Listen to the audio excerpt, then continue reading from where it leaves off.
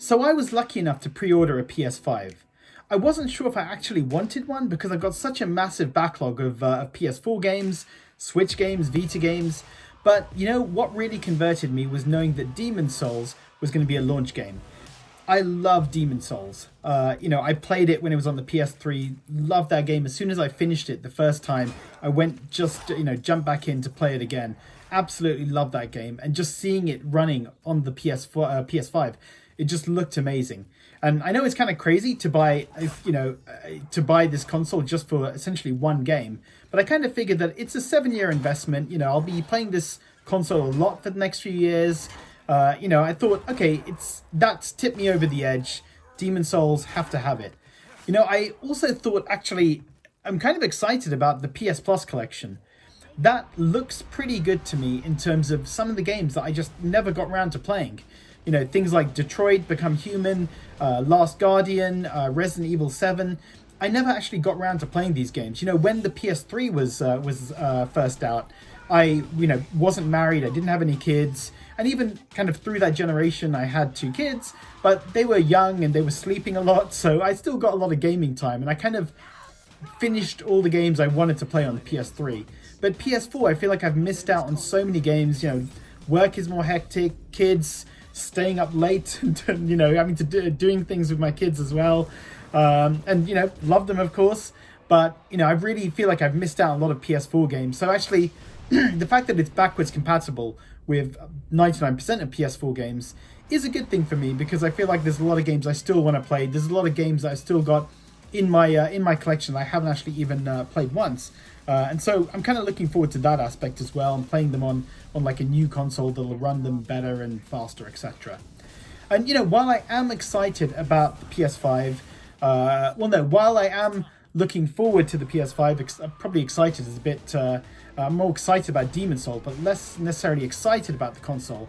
There are a few things that kind of do give me pause and hesitation. I'm going to get it, but really it's like I feel like I'm almost buying it because of the games that I can play from the previous generation and a remaster of a PS3 game, which is probably not the best reasons to be buying it. I am lucky enough that I did get a pre-order. I know a lot of people didn't, and I'm definitely going to grab Horizon 2 and God of War Ragnarok, and Kenna Bridge of Spirits looks amazing. I'm definitely going to grab that. But there are a few things I'm just not happy with, that I'm not sold on the PS5 about, but that I think Sony needs to do a better job of sort of explaining. I think the first one is expandable memory. So Microsoft has said that their expandable memory card thing is going to be over £200 for 1 terabyte. And I know this is an SSD hard drive, so it is expensive. But for the PS5, it's only 850 gigs in the system, so that's not that much. It's going to fill up really, really quickly. Even just putting on the PS4 games on it, that's going to get filled up really fast. And so, we do need to know, how much is the extra space going to cost? How much is 1 more terabyte going to cost for the PS5? And I'm kind of worried that Sony have said nothing. I'm sure it's going to be similar price to the Xbox Series X, but it's just a little bit worrying that we don't know yet how much it's going to cost, given it's only weeks away now from being launched. I think I don't like the way as well Sony are handling the PS4 to PS5 upgrades. The Spider-Man is kind of the one that a lot of people are talking about, where they don't have an upgrade. So if you've got Spider-Man, I bought Spider-Man new, when it was first released, and I'm not going to be able to upgrade it to get the kind of PS5 version. Now, I know there were changes, there was investment to make the PS5 version, but when you look at Microsoft and given what they're doing, you feel like Sony should be at least competing or on the same level as its competitor.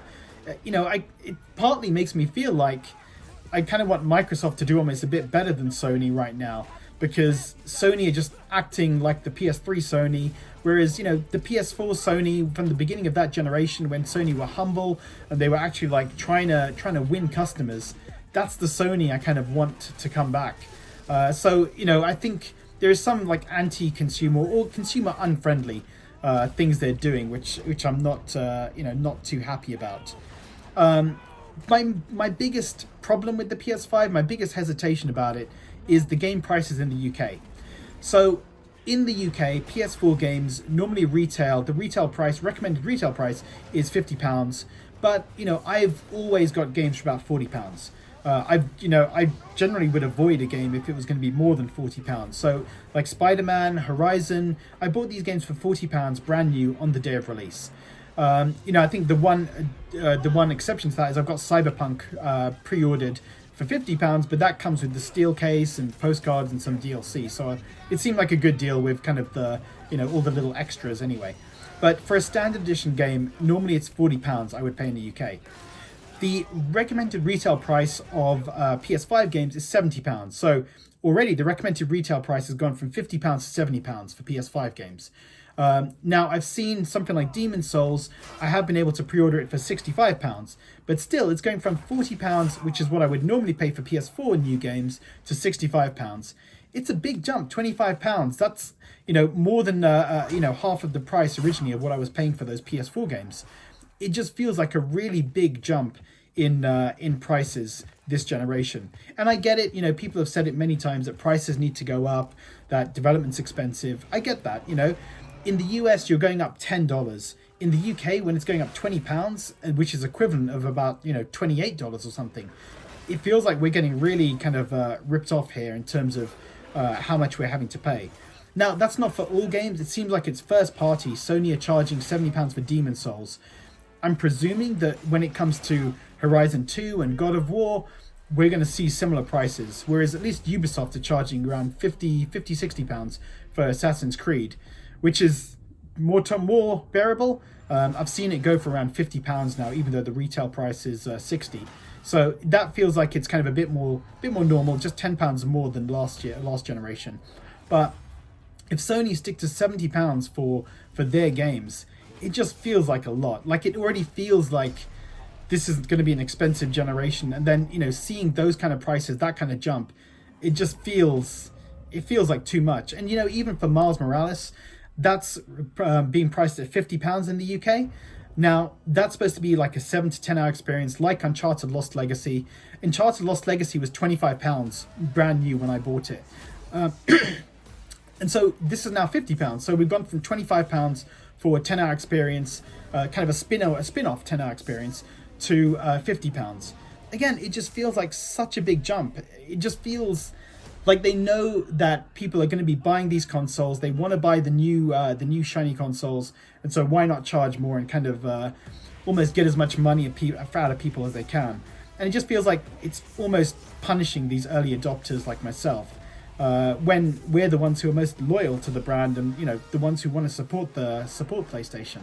So it just feels a little bit crappy. It just the price of the games really leaves a bit of a bad taste in my mouth. Like, especially when you're not going to upgrade my old version of Spider-Man, and suddenly I'm paying £50 for a 10-hour experience, this spin-off game. It doesn't feel great. I mean, look, when the PS4 came out, I was excited about it. I wanted to have it, and it didn't have the best launch lineup. Assassin's Creed 4 was the best game I got for my PS4 at launch.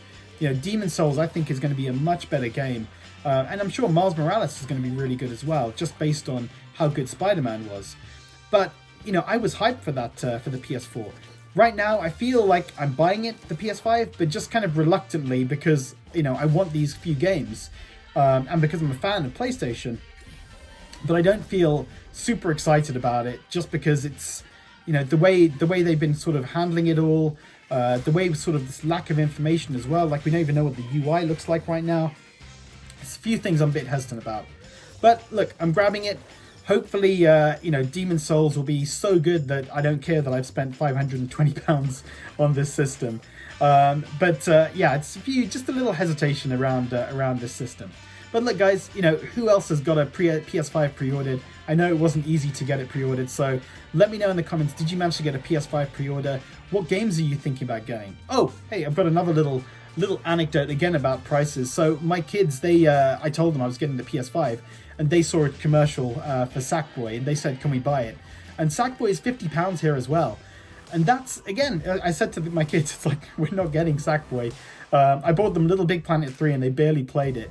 And that was when I bought that for about £20. So I said, I'm not spending £50 on Sackboy.